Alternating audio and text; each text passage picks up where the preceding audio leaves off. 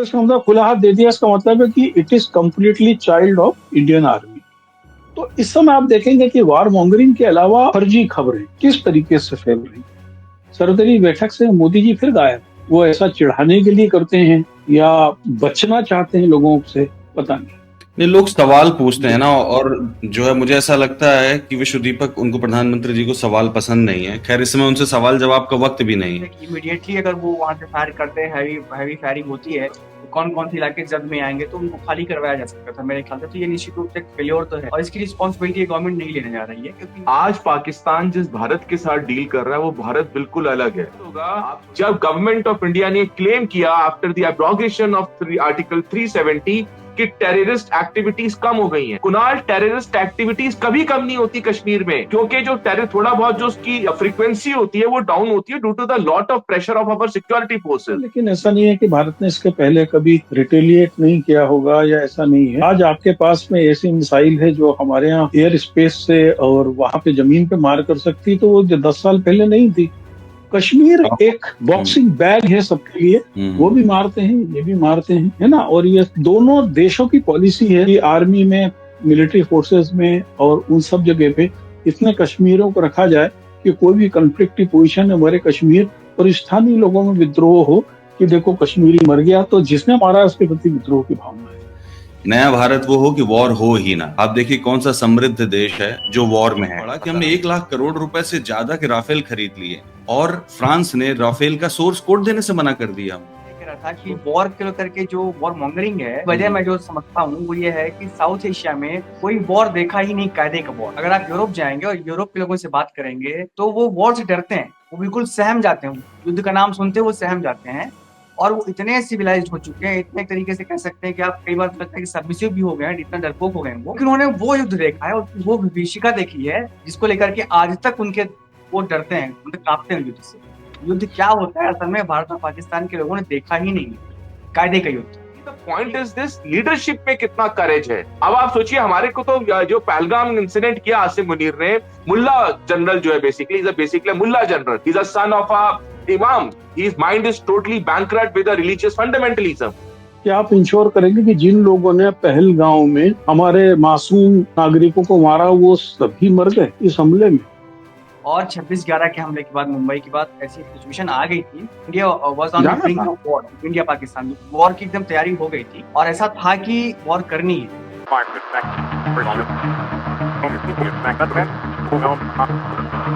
सलाम, नमस्कार, मैं हूं कुणाल पाठक और आप देख रहे हैं द लखनऊ पोस्ट आज का अखबार। इस कार्यक्रम में मेरे साथ मेरे मेहमान हैं indiaclimatechange.com के फाउंडर पंकज चतुर्वेदी जी, विश्व दीपक, आप सभी का स्वागत है। पंकज जी, बातचीत की शुरुआत आपसे करूंगा ऑपरेशन सिंदूर को लेकर के। ऑपरेशन सिंदूर में हमने देखा किस तरीके से हमारी फौज ने शौर्य और स्किल का प्रदर्शन किया है, लेकिन इसके बाद पाकिस्तान ने भी रिटेलिएट किया, उसकी बातचीत थोड़ा कम हो रही है। आप देखें तो पुंछ, कुपवाड़ा, बारामूला, उरी, हर जगह गोलाबारी की है। मैंने ग्रेटर कश्मीर अखबार देखा आज सुबह, उसमें मैंने देखा कुपवाड़ा में हैवी डिवास्टेशन हुआ है, बहुत ज्यादा हैवी, और पुंछ में तो लगभग 6 घंटे तक गोलाबारी होती रही। लगभग 15 लोग मारे गए, 4 बच्चों समेत। तो आपको क्या लगता है, ये मतलब डीस्केलेट नहीं होगा और ये लगातार एस्केलेशन चलता ही रहेगा ऐसे ही? देखिए, मैं इस मसले पर थोड़ा अलग किस्म का नजरिया रखता हूँ। पहला चीज है भारतीय फौज और आतंकवादियों को न्यूट्रल करना। उस काम में चूंकि हमारे प्राइम मिनिस्टर ने पहले घोषणा कर दी थी कि अभी हमने फौज को खुला हाथ दे दिया है काम करने के लिए, तो इसका मतलब खुला हाथ दे दिया, इसका मतलब है कि it is completely child of Indian army. There is no interference of Modi और द गवर्नमेंट लेवल। एक चीज, फौज ने को जिम्मेवारी थी कि वो उन जगहों पर चोट करे जहां से आतंकवादी तैयार हो रहे हैं। फौज ने तकनीकी, समय प्रबंधन, आधुनिक हथियार और उसको लेकर शानदार मुजाहरा किया। देखिए, जब फौज लड़ती है या सीमित युद्ध होता है, उस समय जो सिविल सर्विसेज होती हैं, जो पब्लिक सर्विसेज होती हैं, उनकी जिम्मेवारी अपनी होती है। आम लोगों को सुरक्षित जगह पर ले जाना, उन लोगों को प्रशिक्षित करना, संभावित स्थान जहां पर रिटेलिएशन हो सकता है उस जगह सिक्योर्ड इन्वायरमेंट तैयार करना और वहां के लोगों को सुरक्षित जगह ले जाना। क्या भारत सरकार के जो जिले के सीमावर्ती जिले के डीएम और एसपीज हैं या उस राज्य का सेक्रेटरी है, उसको मालूम नहीं था कि भारत कुछ करने वाला है? ये तो सबको मालूम था कि करने वाला है। उसके रिटेलिएशन में घटनाएं हो सकती हैं, तो हम अपने सीमावर्ती इलाके के लोगों को सुरक्षित ले जाएं। और एक चीज दूसरा, आप देखिए कि मैं कल अरविंद केजरीवाल का एक ट्वीट देख रहा था। वो एक ट्वीट कर रहे हैं कि पुंछ में मारे गए 4 सिखों को हम श्रद्धांजलि देते हैं। बाकी जो 11 लोग मारे गए, क्या वो भारतीय नहीं थे? केवल इसलिए कि मेरी पंजाब में सरकार है इसलिए मैं केवल सिख को श्रद्धांजलि दूंगा? जो भी रिटेलिएशन में शहीद मारे गए हैं वो सभी भारतीय हैं, बिल्कुल। और भारतीय होने के कारण मारे गए। जिस तरीके से पहलगाम में 26 लोग भारतीय होने के कारण मारे गए थे, या भारत की धरती पर होने के कारण मारे गए थे, ठीक ये लोग भी भारतीय होने के कारण मारे गए। हमारा जो टोटल सिविल एडमिनिस्ट्रेशन है इसमें सफल नहीं रहा, एक चीज। दूसरी चीज, रिटेलिएशन की और बहुत सारी खबरें, चूंकि क्या है कि इंफॉर्मेशन टेक्नोलॉजी के दौर में भारत का ये इस प्रकार का पहला वार है। तो इस समय आप देखेंगे कि वार मॉन्गरिंग के अलावा फर्जी खबरें किस तरीके से फैल रही है। कुछ खबरों को छपाया जा रहा है, जैसे आज के दैनिक ट्रिब्यून में छपे हुए अखबार में भी खबर है कि बठिंडा के एक गांव में, अकालिया गांव में एक जहाज के 2 टुकड़े गिरे और उसके अंदर एक मजदूर मारा गया। उस मजदूर का नाम गोविंद राम है और मजदूर चरखी दादरी का रहने वाला है। उसके आगे उस विमान के 2 टुकड़े हुए थे। एक टुकड़े से 2 पायलट पैराशूट से उतरे तो गंग गांव के पास से उनको जाते हुए देखा गया। अब पाम्पोश में, अखनूर में और पुलवामा में ऐसी खबर है कि वहां जहाज के टुकड़े पड़े हुए। लेकिन एक जर्नलिस्ट होने के कारण जब कभी भी हम लोग वार को कवर करते हैं तो फर्जी खबरें, इस तरीके की खबरों को देने से बचना चाहिए, एक चीज। दूसरी चीज, मैं आपको एक चीज और बता दूं कि ये वार या एस्केलेशन 2 देश के बीच में नहीं है, ये बहुत सारे व्यापारियों के बीच में है। पाकिस्तान कह रहा है कि उसने राफेल पे चोट कर दिया। अब राफेल पे यदि चोट करने की बात आती है तो फ्रांस का पूरा धंधा चौपट हो जाएगा। यदि F-16 को गिराने की बात आई थी पिछली बार, तो अमेरिका सबसे पहले सहारे के लिए आ गया था, क्योंकि यदि F-16 पे भारत ने चोट कर दी, इसका मतलब भविष्य में F-16 कोई दूसरा देश खरीदेगा नहीं। ये हथियारों के व्यापारियों का बड़ा युद्ध है, इसलिए इसके अंदर बहुत सारी भ्रमित खबरें, AI जनरेटेड खबरें, पुरानी खबरें, ये सब होती हैं। लेकिन जिस प्रकार से कल हम लोगों ने पूरे देश में एक मॉक ड्रिल देखी, मुझे ऐसा लगा कि हमारे सीमावर्ती इलाकों में मॉक ड्रिल क्यों नहीं किया गया, जहां पर असलियत में लोग मारे गए। अब आज की 2 खबरें आपको और शेयर करना चाहूंगा। इस सुबह से खबर कि लाहौर में बहुत धमाके हुए। अब लाहौर वाले कहते हैं कि ये तो कोई वहां पर ये ड्रोन उड़ रहा था, उसको मार गिराया उन्होंने, पाकिस्तानी फौज ने मार गिराया। लेकिन कल रात में यही अमृतसर में हुआ, अमृतसर में 3 धमाके हुए और फिर ब्लैकआउट हो गया। अब ये खबर आज के अमर उजाला की वेबसाइट पे है, ठीक है ना। अब इन सब के बीच में देखिए, जो सिविल एडमिनिस्ट्रेशन की बात कर रहा हूं, एक बार फिर वही हुआ। सर्वदलीय बैठक है, सर्वदलीय बैठक से मोदी जी फिर गायब। वो ऐसा चिढ़ाने के लिए करते हैं या बचना चाहते हैं लोगों से, पता नहीं। लोग सवाल पूछते हैं ना, और जो है मुझे ऐसा लगता है कि विश्व दीपक, उनको प्रधानमंत्री जी को सवाल पसंद नहीं है। खैर, इस समय उनसे सवाल जवाब का वक्त भी नहीं है। बात सिर्फ इतनी है, जो पंकज जी कह रहे हैं कि आखिरकार सिविल एडमिनिस्ट्रेशन ने कोऑर्डिनेट क्यों नहीं किया। आखिरकार जब कोई देश वॉर में होता है, हम एक तरीके से वॉर में ही है, भले ही हमने सिलेक्टिव अप्रोच अपनाई है, पर है तो वॉर में ही हम। तो कायदे से सिविल एडमिनिस्ट्रेशन को ध्यान देना चाहिए था। जिस तरीके से लापरवाही बरती गई है, और मतलब ये सबको मालूम था कि सारे इलाके पुंछ, कुपवाड़ा, बारामूला, उरी सभी आसपास के इलाके, और यही हमला होता है सबसे पहले।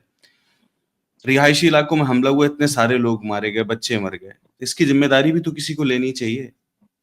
14 लोग मारे, 14। बिल्कुल लेनी चाहिए। और मुझे लगता है कि इन लोगों की जो तैयारी थी वो बहुत ठीक नहीं थी, क्योंकि हालांकि 14-15 दिन के उन्होंने शायद समय लिया है। 14 दिन के बाद किया ना, कितने दिन हो गए, 12 या 13 दिन? 14वें दिन 22 किया, तारीख से मान लो, हाँ, 14वें तो दिन किया है, 14 14 दिन। डेज। बिल्कुल, तो समय पर्याप्त था। मतलब आसपास के जो गांव हैं उनको खाली कराए जा सकते थे, उनको बंकर में एग्जैक्टली। भेजा जा सकता था, या कम से कम ये एंटिसिपेशन होना चाहिए था कि इमीडिएटली अगर वो वहां से फायर करते हैं, हैवी फायरिंग होती है, तो कौन कौन से इलाके जद में आएंगे, तो उनको खाली करवाया जा सकता था मेरे ख्याल से। तो ये निश्चित रूप से फेल्योर तो है, और इसकी रिस्पॉन्सिबिलिटी गवर्नमेंट नहीं लेने जा रही है, क्योंकि इनके लिए वॉर, इनके लिए नहीं, मतलब किसी के लिए भी, पाकिस्तान के लिए भी। और थोड़ा सा अगर आप न्यूट्रल होकर देखें, वॉर जो है एक बड़ा ही फायदेमंद सौदा होता है, धंधा व्यापार है। होता है। तो उसने पी साइनाथ की एक किताब का बड़ा अच्छा टाइटल है, everyone loves a good right, है ना। तो ऐसे ही वॉर भी जो है सबको पसंद आता है, सबको फायदे में, सबको फायदा होता है उससे, जो अभी पंकज जी कह रहे थे। लेकिन ये है कि कई बार ऐसा होता है कि कई सारे वॉर जो है लड़ने भी पड़ते हैं, और आपको, आपके लिए वो अनिवार्य बना दिए जाते हैं। ये कुछ सिचुएशन ऐसी है। पर हाँ, ये है कि इनको प्रिवेंटिव मेजर्स लेने चाहिए, और आप थोड़ा और तैयारी के साथ और प्रिपेयरनेस के साथ, और तब इंगेज करना चाहिए। ठीक बात है। और अश्विनी, आप देखो कि ये बात बिल्कुल समझ में नहीं आ रही कि पाकिस्तान सोच क्या रहा है। मतलब पाकिस्तान के नजरिए से अगर आप देखो, मतलब मैं अखबारों की बात करूंगा कि एक जगह मैं देख रहा था कि पूछा गया डिफेंस मिनिस्टर से, ख्वाजा आसिफ से, कि आपका क्या नजरिया है। तो ये कह रहे हैं कि हम टेंशन को रैप अप करना चाहते हैं, बशर्ते इंडिया डीएस्केलेट करे, इस वॉर को आगे ना ले जाए, एस्केलेट ना करे। लेकिन उनके प्राइम मिनिस्टर कह रहे हैं कि हम बदला लेंगे और कॉन्सिक्वेंसेस भारत को झेलने पड़ेंगे। क्या ये पाकिस्तान तय ही नहीं कर पा रहा बैठ के कि आखिरकार उनको करना क्या है भारत के साथ? कुणाल, आप इस कमेंट को ना लार्जर पर्सपेक्टिव में समझने की कोशिश कीजिए। आज पाकिस्तान जिस भारत के साथ डील कर रहा है वो भारत बिल्कुल अलग है। आप सोचिएगा, 26/11 होता है, हमारे यहाँ 160 लोग मारे जाते हैं और हमारा कोई भी एक्शन नहीं होता है। स्टेट गवर्नमेंट का, गवर्नमेंट ऑफ इंडिया कोई एक्शन नहीं लेती है। हमारे यहाँ 92 के बॉम्ब ब्लास्ट हम सबको याद है, 250-300 लोग मारे जाते हैं बॉम्बे के अंदर, कोई एक्शन नहीं होता है। आज जो टेक्नोलॉजिकल एडवांसमेंट के साथ जिस तरीके से हमने बिकॉज जो इंडिया है उसने एलओसी टेक्निकली क्रॉस नहीं करी है। None of our fighter planes has cross the LOC. और पहली बार, मतलब कि ये मुझे ऐसा लगता है कि पहली बार ऐसा हुआ है कि पीओके पे तो कई बार स्ट्राइक्स हुई हैं, सर्जिकल स्ट्राइक्स भी बहुत बार हुई हैं। Surgical strike is not a new phenomena, but in the history of our existence since 1947 after independence ये पहली बार हुआ है कुणाल, कि पंजाब के अंदर, Punjab is the AP centre of entire Pakistan. जो पंजाब है ना, ये पंजाब है, सारी जो प्रॉब्लम्स की जड़ है ना वो पंजाबी लोग हैं, जो पाकिस्तान का जो पंजाब है। सेकंड पॉइंट जो आपने रेस किया कुणाल, जो पाकिस्तान है वहां पे मल्टीपल फैक्शंस हैं। वहां पे एक गवर्नमेंट है, एक मिलिट्री है, मिलिट्री में एक डीप स्टेट है, फिर डीपर से डीपर स्टेट है। तो जो डीपर स्टेट है वो कौन देख रहा है? वो आसिम मुनीर साहब देख रहे हैं, ठीक है। और फॉर इंटरनेशनल के लिए उन्होंने एक प्राइम मिनिस्टर बना रखा है। डिफेंस मिनिस्टर तो उनका यहां तक कह रहा था कि भाई हम जो है डी एस्केलेट करो, हम अपनी टेरिटरी को जो है प्रिजर्व करेंगे। और दूसरी तरफ क्या हो रहा है, हमारी एलओसी के ऊपर जो है बॉम्बार्डमेंट हो रही है। तो एक बहुत, जिसे ये क्लियर कट दिख रहा है कि पाकिस्तान के अंदर कोई भी यूनिफॉर्म कमांड नहीं है। इसीलिए कुणाल, आपको शायद याद होगा, जब गवर्नमेंट ऑफ इंडिया ने क्लेम किया after the abrogation of article 370 कि टेररिस्ट एक्टिविटीज कम हो गई हैं। कुणाल, टेररिस्ट एक्टिविटीज कभी कम नहीं होती कश्मीर में, क्योंकि जो टेरर थोड़ा बहुत जो उसकी फ्रीक्वेंसी होती है वो डाउन होती है due to the lot of pressure of our security forces. लेकिन उसका मतलब ये नहीं होता कि टेररिस्ट एक्टिविटीज या टेररिस्ट फुटप्रिंट्स वहां कम हो गए। होता क्या है, बिकॉज उसको आप तभी चैलेंज कर पाओगे बिकॉज वेरी मच आइडिया है पाकिस्तान का, पाकिस्तान मिलिट्री का जो एग्जिस्टेंस है वो ही इंडिया और कश्मीर है। अगर आप इंडिया और कश्मीर को हटा दोगे तो पाकिस्तान का एग्जिस्टेंस ही खत्म हो जाता है। और ये पाकिस्तान मिलिट्री का एग्जिस्टेंस खत्म हो जाता है। तो वहां पे ऐसे बहुत मल्टीपल फैक्शंस हैं जो ये चाहते हैं कि ये कश्मीर, इसीलिए पाकिस्तान के जो जनरल थे आसिम मुनीर ने कहा कि Kashmir is our juggler when, right. लेकिन अभी आज अच्छा एक चीज जो डेवलपमेंट हुई इन द लास्ट 48 आवर्स कि पाकिस्तान के आर्मी चीफ का कोई स्टेटमेंट नहीं है। पाकिस्तान के आर्मी चीफ गायब है पब्लिक डोमेन से, और उन्होंने ये सारा कांड कराया है। तो पाकिस्तान में आप किसके साथ इंटरेक्ट करोगे? आप सिविलियन गवर्नमेंट जो जिसको प्राइम मिनिस्टर होना चाहिए वो जेल के अंदर है, राइट। ये जो आपके जो प्राइम मिनिस्टर है वो puppet in the hand of army. अच्छा, आर्मी के साथ यदि आप डील करोगे तो आर्मी क्या डीपर स्टेट, आर्मी तो कभी चाहती नहीं कि इंडिया के साथ अच्छे रिलेशन हो। तो दैट इज द प्रॉब्लम। ये बहुत ही पेक्यूलियर प्रॉब्लम है हमारी पाकिस्तान के साथ। बिल्कुल ठीक बात है। पर पंकज जी, एक चीज मुझे पूछना है, जो अश्विनी ने कहा, मैं इस बात को इंश्योर करना चाहता हूँ कि क्या ये सिर्फ नए भारत में ही हो रहा है कि भारत अपने इंटरेस्ट को मतलब सिक्योर कर रहा है? क्या भारत ने कभी खुद की सुरक्षा नहीं की? क्या भारत ने कभी रिटेलिएट नहीं किया इस तरीके से? ये लोगों का जानना जरूरी कुणाल, है। I would like to come before Pankaj ji intervene करें। कुणाल, यू सी 1947 से लेके और 2025 तक, कुणाल हमने अभी तक 3 प्रॉपर वार लड़ी। 47 की लड़ी, 65 की लड़ी, 71 की लड़ी, 99 में कारगिल होता है। उसके बाद बहुत बड़े बड़े हमारे टेररिस्ट अटैक होते हैं। आपने 26/11 देखा, आपने 92 के बॉम्ब ब्लास्ट देखे, आपने जो लोकल ट्रेन में बॉम्ब ब्लास्ट हुए थे बॉम्बे में वो देखे, पार्लियामेंट्री अटैक देखा। In the history of India, Kunal, I am very much sure, I think Pankaj ji will also be on the same page with me, ये कभी नहीं हुआ कि इंडिया ने स्टेप उठाया हो, इंडिया ने इनिशिएटिव लिया हो, यस, कि इंडिया अंदर इंटीरियर में जाके और जो पाकिस्तान का नर्व है पंजाब, वहां जाके भावलपुर में, मुरीद के में जाकर अटैक किया हो। ये कभी नहीं हुआ यार। बाकी Pankaj ji will throw more light on this. बिल्कुल, नहीं, आपकी बात से सहमत हूँ, लेकिन ये इसलिए संभव हो पाया क्योंकि advancement of technology is one of the thing. जिस प्रकार की टेक्नोलॉजीज हमारे पास में बढ़ती चली गई, स्पेशली आईटी आने के बाद में, तो जाहिर है कि उसका इस्तेमाल इसमें होना था। लेकिन ऐसा नहीं है कि भारत ने इसके पहले कभी रिटेलिएट नहीं किया होगा, या ऐसा नहीं है। इस स्तर पर जैसे जाहिर है कि क्योंकि आज आपके पास में ऐसी मिसाइल है जो हमारे यहाँ एयर स्पेस से और वहां पे जमीन पे मार कर सकती, तो वो जो 10 साल पहले नहीं थी। हमने इस देश में देखो वो भी देखा है कि 4 महीने हम लोग पूरी आर्मी को ढोकर बॉर्डर पे ले गए थे, 600 करोड़ रुपए खर्च किए थे, और हमारे 400 ज्यादा सैनिक मर गए थे जब संसद पे हमला हुआ, और अचानक हम वापिस आ गए थे।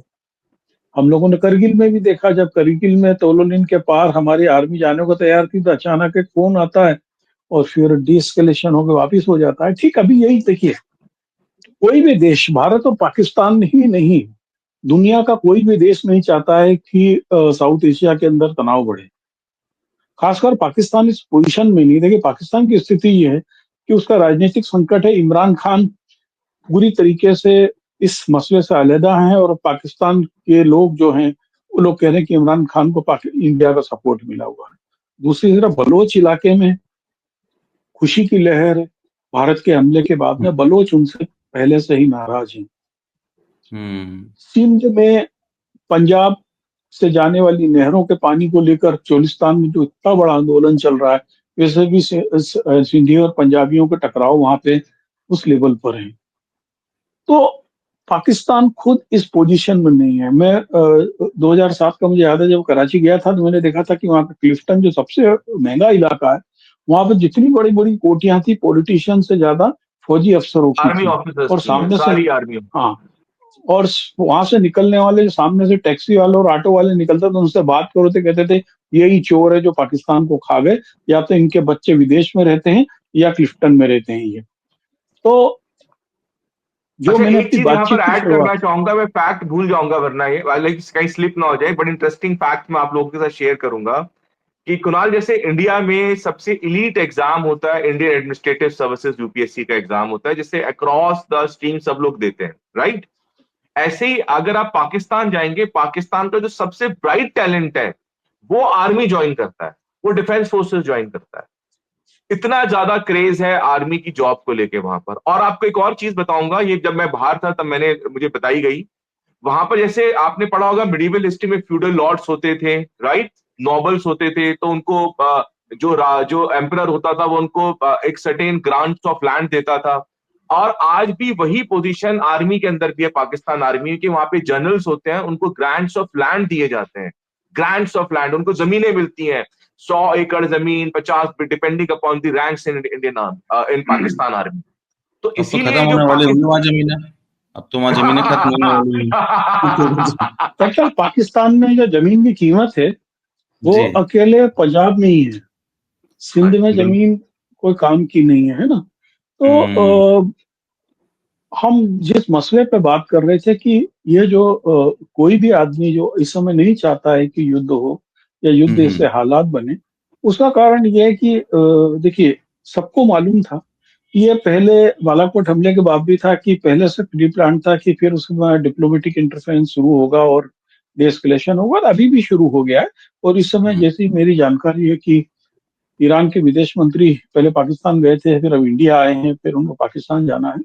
और ये सब उसी तरफ से बढ़ता हुआ कदम है, क्योंकि भारत को बिल्कुल। मध्य एशिया में ईरान का साथ लेना बहुत जरूरी है, क्योंकि वही है जो अमेरिका को बैलेंस कर रहा है। और आज के अखबारों में शायद इसके बारे में कुछ कुछ खबरें होंगी ही होंगी। तो युद्ध तो मुझको नहीं लगता है कि बढ़ेगा। ये जितनी चीजें, देखिए, लोकल प्रेशर तो सबके पास होता है कि आपके 14 मर गए, आपके 26 मर गए, आपने क्या किया।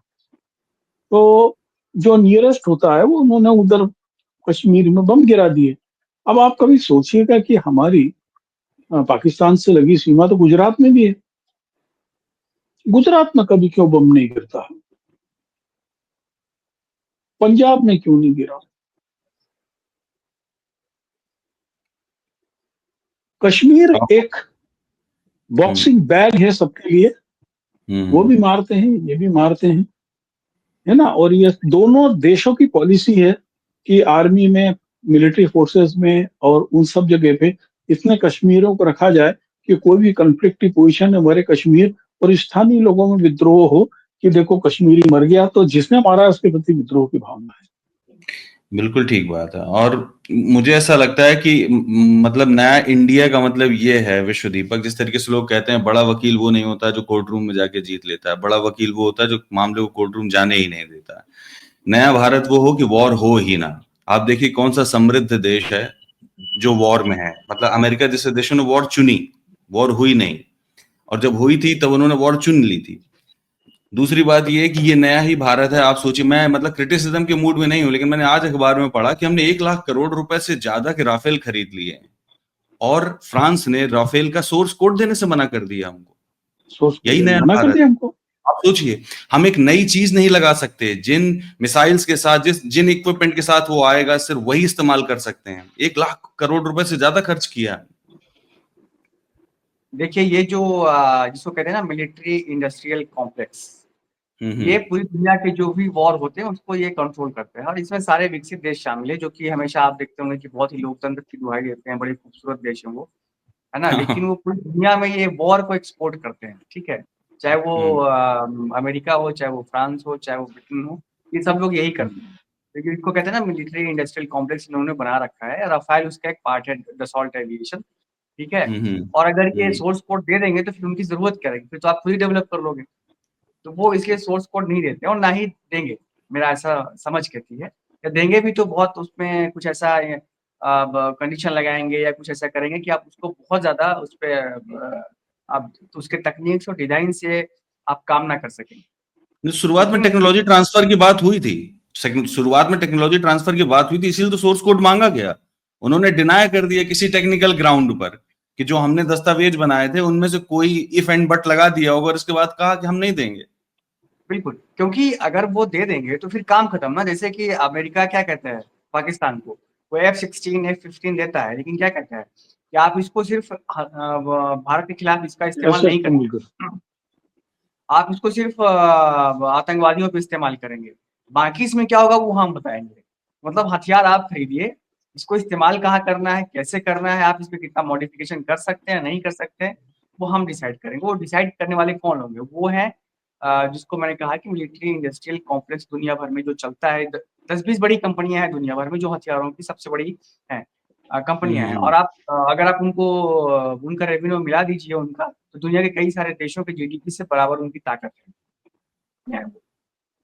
उसमें उसमें फिर उसके बिचौलिए खाते हैं, सरकारें खाती है, मंत्री खाते हैं, मिनिस्टर खाते हैं। दुनिया के सबसे बड़े घोटाले जो है डिफेंस घोटाले होते हैं। ये आप मतलब सामान्य की बात है, समझदारी की बात है।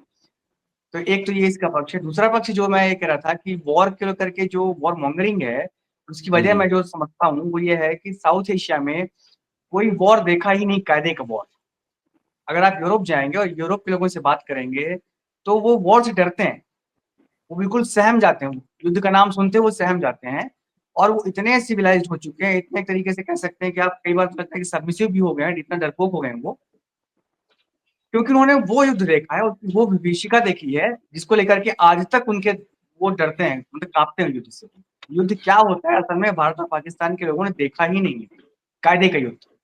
ठीक है, यहाँ पे थोड़ी झड़पें होती हैं, कुछ लोग मरते हैं, मारे जाते हैं, वो सब है, लेकिन कायदे का युद्ध उन्होंने नहीं देखा। इसीलिए आप देखेंगे कि यहाँ पे लोगों के अंदर बहुत लगता है कि अब हम दिखा देंगे, फाड़ देंगे, चीर देंगे। भारत के लोगों को भी लगता है, पाकिस्तान के लोगों को भी लगता है। इसका एक दूसरा पक्ष ये है। तीसरी बात जो आप कह रहे थे कि भाई ये नया भारत है, तो देखिए भारत जो है ना एक सक्सेस स्टोरी भी है। पाकिस्तान तो एक फेल्ड स्टेट है, जो अभी बिल्कुल। अश्विनी भाई कह रहे थे कि पाकिस्तान तो एक फेल्ड स्टेट है। और वहाँ एक फेल्ड स्टेट में जाहिर सी बात है कि वहाँ जो चुनी हुई सरकार है उसकी कोई लेजिटिमेसी नहीं है, इसकी कोई वैधता ही नहीं है। और पाकिस्तान के बारे में तो पुरानी कहावत है कि वहाँ सिर्फ 3 ए चलते हैं, अमेरिका, अल्लाह और आर्मी। ठीक है, ये पुरानी कहावत है पाकिस्तान के बारे में कि वहाँ सिर्फ 3 ए चलते हैं, अमेरिका, आर्मी और अल्लाह। 3 ही चीजें हैं वहाँ पे, जिसकी वजह से पाकिस्तान जिंदा है। तो एक फेल्ड स्टेट में आप इससे डायलॉग करेंगे, ये भी बड़ा मुश्किल काम है। पर हाँ, नया भारत जहाँ तक नए भारत की बात है, तो इंडिया एक सक्सेस स्टोरी है दुनिया के मंच पे, ग्लोबल मंच पे। इसका डेमोक्रेसी, इसकी वाइब्रेंट डेमोक्रेसी, डिस्पाइट कि उसमें कुछ असॉल्ट हुए हैं, फिर भी कायम है। इसकी ताकत अपनी, इसके सॉफ्ट पावर, इसका इंफॉर्मेशन टेक्नोलॉजी में योगदान, इसके साइंटिफिक टेम्परामेंट, जिसकी बुनियाद कांग्रेस, नेहरू, गांधी आदि लोगों ने रखी थी। तो ये फर्क है, उसको भी थोड़ा मतलब ध्यान में रखना चाहिए। बिल्कुल ठीक बात है। नया भारत मतलब निरंतरता का भारत है, कहीं से शुरुआत हुई वो और कहीं आज पहुंच बताइए गया कि है।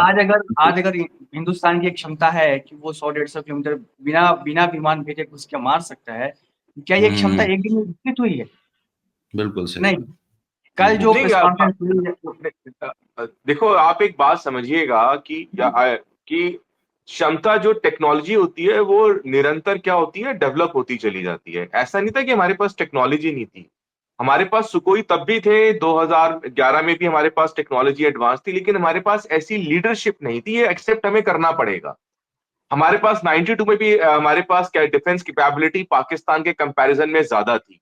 इवन 1962 में भी हमारे पास we were having the Indian air force, हमारे पास एयरफोर्स थी और चाइना के पास एयरफोर्स नहीं थी। अगर हमने 1962 में एयरफोर्स यूज की होती तो पूरा जो उसका आउटकम था 62 वार का वो कुछ और होता। लेकिन सवाल होता है पॉलिटिकल लीडरशिप का। आपको समझना पड़ेगा क्या आपकी पॉलिटिकल लीडरशिप में इतना करेज है कि वो डिसीजन ले सके। That is the point. जैसे मिसेज इंदिरा गांधी, जैसे मोदी जी ने खुद कहीं लिखा है, अपनी बुक में भी बोला है इन्होंने कि मैं मिसेज इंदिरा गांधी से इंस्पायर। तो मिसेज इंदिरा गांधी में वो क्षमता थी कि 1971 में जब वो वाला भारत जो भिखारी भारत था, जहां पे ना हमारी कोई आईटी पावर थी ना कोई परचेजिंग पावर थी, उसके बाद वो लेडी अमेरिका जाती है, निक्सन से बिना मिले वापस आ जाती है। वो एक लीडर का करेज होता है। जब वो निक्सन को 45 मिनट तक वेट करा देती है, उसका फोन नहीं पिक करती, and she established a strategic pact with the USSR, and then she enters into the East Pakistan and responsible for creating Bangladesh. तो मैं ये कहना चाहूंगा Deepak ji, the point is this, leadership में कितना करेज है। अब आप सोचिए, हमारे को तो जो पहलगाम इंसिडेंट किया आसिम मुनीर ने, मुल्ला जनरल जो है, basically Mulla general, he is a son of a इमाम, his mind is totally bankrupt with a religious fundamentalism। उस आदमी ने ये पहलगाम किया होगा, उसने कभी उसने ये सोचा ही नहीं होगा कि ये इंडिया जो है ये भावलपुर में अटैक कर देगा, which is the nerve centre, headquarter of Jaish e Mohammed. सोचा ही नहीं होगा उन्होंने कभी, बट इट हैपेंड एक्चुअली। तो कहीं ना कहीं कुणाल, मैं ये कहना चाहूंगा कि लीडरशिप बहुत मैटर करती है आपकी, चाहे वो आपकी मिलिट्री लीडरशिप हो, चाहे वो आपकी पॉलिटिकल लीडरशिप हो, चाहे कुछ भी हो, चाहे वो हमारी फैमिलीज में हो, चाहे हमारे leadership plays a very important role. और इसी वजह से आज पाकिस्तान के डिफेंस मिनिस्टर को आके कहना पड़ रहा है कि अगर इंडिया डी एस्केलेट करता है, हम नेगोशिएशन शुरू कर देंगे और हम जो अपनी टेरिटरी को प्रिजर्व करते हैं। वरना आज से 2 दिन पहले ये वही डिफेंस मिनिस्टर थे जिन्होंने स्टेटमेंट दिया था कि हम इंडिया का मुंह तोड़ जवाब देंगे, हम फलाना कर देंगे, हम धमका कर देंगे। कुणाल देखो, एक बात है, जो स्ट्रैटेजिक मैटर्स होते हैं, स्ट्रेंथ रिस्पेक्ट स्ट्रेंथ, ये बात एपीजे अब्दुल कलाम ने कही थी अपनी किताब विंग्स ऑफ फायर में। अगर आपके पास स्ट्रेंथ नहीं है, नोबडी विल रिस्पेक्ट यू। हमारे पास स्ट्रेंथ थी लेकिन हम अपनी स्ट्रेंथ दिखाते ही नहीं थे कुणाल। हमारे लोग मर रहे थे। आप सोचो 26/11 में बॉम्बे में घुसकर हमारे एनएसजी कमांडो शहीद हो गए, 150 लोगों को उन्होंने मारा कुणाल, 160 पीपल वर डाइड। और हमारी पॉलिटिकल लीडरशिप, और ये बात बोलनी चाहिए इन लोगों को, उनको शर्म आनी चाहिए अपने ऊपर, और इन्होंने कोई एक्शन नहीं लिया पाकिस्तान के ऊपर। डूब के मर जाना चाहिए इन लोगों को यार। Think of it Kunal, as a part of civil society, as a part of India, don't you think ये क्वेश्चन रेज होना चाहिए इनके पास? नहीं नहीं नहीं नहीं, पंकज आप जी को आप कहना आप चाहते आप ओवर रिएक्ट कर रहे हैं अश्विनी जी। यदि नहीं सर, हम आप देखिए ना, हमारी 150 एक लोग एक हमारे मिनट, मर गए बॉम्बे अश्विनी में। अश्विनी हमारे, आप सोच अश्विनी के सुनो देखिए, तो। 92 में 250 लोग मर गए हमारे, और हमने, आपको हमारी क्या लगता लीडरशिप है ने ये कोई सब एक्शन ही जानकारी नहीं हमको लिया। नहीं है? नहीं उनको नहीं, आपको क्या लगता है बोलने तो दो। जानकारी हमको नहीं है? देखिए, पहला चीज तो है कि मैं केवल कोशिश करता हूं कि हम आज के अखबारों में बातचीत करें, अपना ज्ञान ना दें। दूसरी चीज है कि यदि नेतृत्व क्षमता इतनी बड़ी थी, सब कुछ था, तो पिछली बार तो जो सरकार थी जिसने बालाकोट किया था, जिसको सर्जिकल स्ट्राइक कहा गया था, उस समय तो संपूर्ण बहुमत की सरकार थी। उसके देखिए, इसमें बाद मैं एक सम, इंटरवेंशन करता हूँ एक यहाँ पर। एक मिनट, क्या एक दीपक, एक मिनट। हाँ, क्या वो हमला निर्णायक नहीं था क्या? यानी उस समय तो पाकिस्तान डरा ना, पाकिस्तान में भय आया। देखिए, कई चीजें जो हम नहीं बिटवीन द पंकज जी, यहाँ लाइंस पर आपको पढ़ते एक हैं। बात समझनी पड़ेगी एक कि मिनट जो सुन, फिर सर्जिकल आप स्ट्राइक बात हुई तो थी वो कंप्लीट कर रात लें को दो। हुई। अश्विनी अश्विनी हमने, उनको बात कंप्लीट, अश्विनी उनको हाँ बात एक बार हाँ पूरी कर लें, फिर इसके हाँ, प्लीज। एक्चुअल जी क्या सर। होता है कि हम सब लोग जो एज्यूम करते हैं, वो जो अखबारात में छपा है और मीडिया में जा रहा है, वो एक लंबे समय तक, क्योंकि आप पिछले 2 दिन से ट्विटर पे, फेसबुक पे हम लोग सर्च कर रहे हैं पाकिस्तान पे हमला, हम लोग न्यूज पढ़ रहे हैं, सब जगह भक्ति भाव चल रहा है, ठीक है ना? ये सब भक्ति भाव चल रहा है। आपको ऐसा क्यों लगता है कि उन्होंने कल्पना नहीं की होगी ऐसा होगा? आपको ऐसा क्यों लगता है कि उनके आईएसआई के पास में बहुत सारी सूचनाएं नहीं होंगी जैसे हमारे पास रॉ के पास होती है? ऐसा ऐसा कुछ होता नहीं है कि सब लोग ट्रेन से बैठ के भजन करते हैं, जैसे हम लोग पहलगांव में भजन करते हैं कि 370 हट गया, वहां पर सिपाही लगाने की जरूरत नहीं है, है ना? अब हम लोगों ने अभी भावलपुर में हमला कर दिया, इसलिए पुंछ के लोगों को हमको बंकर में भेजने की जरूरत नहीं है। बहुत सारी चीजें हैं, ये जो सामने दिख रही हैं उसके पीछे की सियासत बहुत सारी है, क्योंकि ये अवसर नहीं है और ये मौका नहीं कि इस पर चर्चा की जाए। ठीक लेकिन बात है। आज जो सवाल था, 26 लोगों की मौत पहलगांव में हुई, वो किसकी नेग्लिजेंसी से हुई, अब आप उसको भूल गए। जस्टिस सत्येंद्र वर्मा के घर में जो नोट मिले थे, उसको सर्च कमेटी ने बोल दिया है कि वो उन्हीं के थे, उनको शायद उन इस्तीफा मांग लिया जाए। लिया लेकिन जाएगा लेकिन छब एफआईआर नहीं होगी तब पंकज जी। अब उस खबर की आप चर्चा नहीं करेंगे, वक्त वाले को अब चर्चा नहीं करेंगे। बहुत सारी चीजें हैं जिसके अंदर हम चर्चा नहीं करेंगे अब उसकी, क्योंकि अब हम सिंदूर लगा के घूम रहे हैं सब लोग। लेकिन जिस कारण से सिंदूर उजड़ा, यदि आप सोचते हैं कि पाकिस्तान को अंदाज नहीं होगा कि उन्होंने यदि इतना बड़ा हमला कश्मीर में किया तो उसको रिटेलिएशन नहीं होगा, तो ये हमारी नासमझी होगी। ऐसा नहीं है कि नहीं है, ठीक है। वर्ल्ड बहुत सारे जगह ट्रेड्स को लेकर मारा है, पहले भी भारत ने व्यापार को लेकर उनको नुकसान किया है, अंतर्राष्ट्रीय स्तर पर घेर किया है, उनके ऊपर पाबंदियां लगी हैं, कई कई चीजें हुई। हमने यदि हम इस युद्ध की बात करें, देखिए ये वक्त सवाल पूछने का लिए, लेकिन मैं आपसे पूछ रहा हूँ अश्विनी जी, कि आप इंश्योर करेंगे कि जिन लोगों ने पहलगांव में हमारे मासूम नागरिकों को मारा वो सभी मर गए इस हमले में? मौलाना मसूद अजहर तो नहीं मरा, मुश्ताक जरगर तो नहीं मरा, उस तरफ भी बच्चे मर गए और इस तरफ भी बच्चे मर गए। साथ में जाहिर है कि वो आतंकवादी ट्रेनिंग देने वाले लोग भी मर गए। तो हम ये सब एज्यूम कैसे कर लेते हैं कि केवल पाकिस्तान को अंदाज नहीं था, या उसने सोचा ही नहीं था कि हम 26 या मरवा देंगे तो उस पर रिएक्शन नहीं होगा। बहुत सारे सवाल हैं, चूंकि ये सवाल उठाने का नहीं है, बहुत सारे सवालों को ढकने के लिए कुछ कुछ चीजें हो रही हैं, बिल्कुल ठीक है बात ना। है। और लेकिन यह है कि भारतीय सेना को जो जिम्मेवारी देगी, भारतीय सेना को सियासत से कोई वास्ता नहीं है। भारतीय सेना को एक जिम्मेवारी दी गई थी कि ये वो टारगेट हैं जो खबर की भास्कर की खबर थी परसों की, रॉ ने 24 टारगेट दिए थे कि इन 24 जगहों पर पाकिस्तान ट्रेनिंग देता है, और 24 में से हम 9 टारगेट को हमारी भारतीय सेना ने शानदार तरीके से विथ जीरो लॉस डिस्ट्रॉय कर दिया, कंप्लीट प्लेन कर दिया। फिलहाल यही खबर है, हम अतीत में देखिए, जाएंगे मैं तो बहुत एक सारी चीजें उभर के इंटरवेंशन आएंगी। करना चाह रहा था कि अश्विनी का हाँ ये हाँ कहना, आप जो कह रहे हैं अश्विनी, वो बात कहीं न कहीं सही है, और लीडरशिप का रोल निश्चित रूप से होता है, इसमें कोई दो राय नहीं। क्योंकि लीडरशिप आपके जो जिसको कहते हैं ना कि रिसोर्स आपका है, डिस्पेंसेशन जो रिसोर्स आपके पास है, रिसोर्स तो वही है, आपको पता है कि हमारे पास क्या रिसोर्स है। कॉल जो है आपको लीडरशिप को लेनी पड़ती है, इसमें कोई दो राय नहीं। और 26/11 के हमले के बाद, मुंबई के बाद ऐसी सिचुएशन आ गई थी कि इंडिया को वॉर,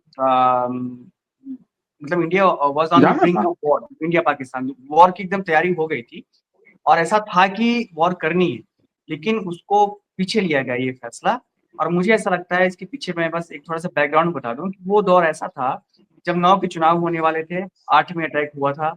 तो एक तो ये था कि सरकार को कहीं न कहीं पॉलिटिकल जो लीडरशिप थी वो एक खिचड़ी सरकार थी, और कहीं न कहीं उनके दिमाग में था कि इसका क्या पॉलिटिकल फॉलोआउट क्या हो सकता है, एक कैलकुलेशन ये था। दूसरा जो इससे भी ज़्यादा बड़ी बात थी, वो ये थी कि अमेरिका जो है अफ़गानिस्तान में तालिबान को हटा चुका था, और वहाँ पे लगातार 10 साल रहने के बाद भी लगभग ये बात होने लगी थी कि तालिबान को काबू में नहीं किया जा सका है, तो न्यूट्रल नहीं गुड है तालिबान तालिबान। और बैड तालिबान की बात शुरू हो गई थी अमेरिका अफ़गानिस्तान में।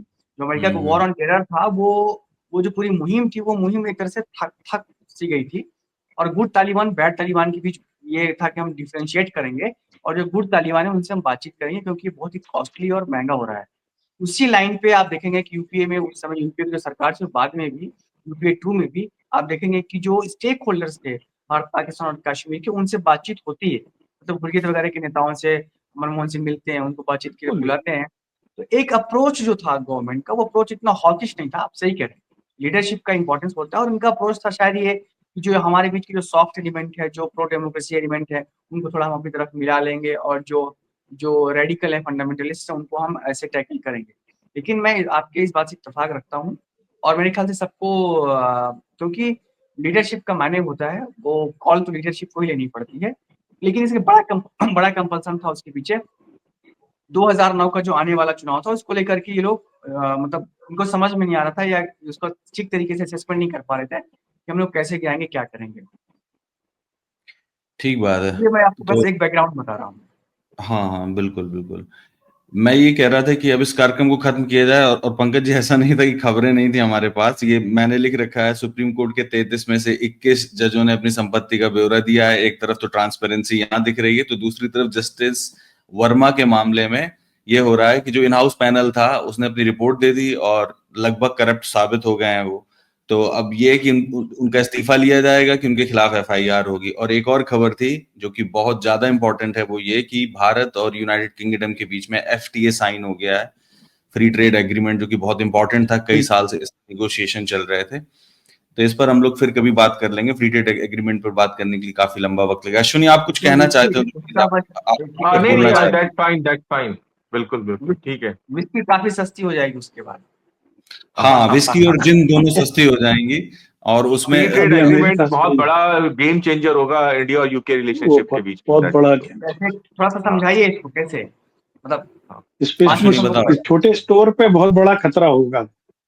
छोटे देखो, स्टोर्स जो हैं फ्री जो ट्रेड है बचे एग्रीमेंट बचे को हैं अगर आप उनकी लार्जर ज्यादा पर्सपेक्टिव में देखते हैं तो फ्री ट्रेड एग्रीमेंट में ये होगा कि it is like a win win situation, क्योंकि एक तरफ आप देखिए यूएस रेसिप्रोकल टैरिफ्स लगा रहा है, ठीक है, यूएस और जो टैरिफ लगा रहा है उससे समवेयर हम कहीं ना कहीं हिट हो रहे हैं, स्पेशली जो हमारे मेडिकल इक्विपमेंट्स हैं, जो हमारा आईटी सेक्टर है, स्पेशली जो हमारा चिप सेक्टर रिस्की है, है। सेमीकंडक्टर वाला, वहां पर हम हिट हो रहे हैं। लेकिन दूसरी तरफ वहीं पर हमने यूके के साथ फ्री ट्रेड एग्रीमेंट कर दिया है कि the tariffs has no role to play in it.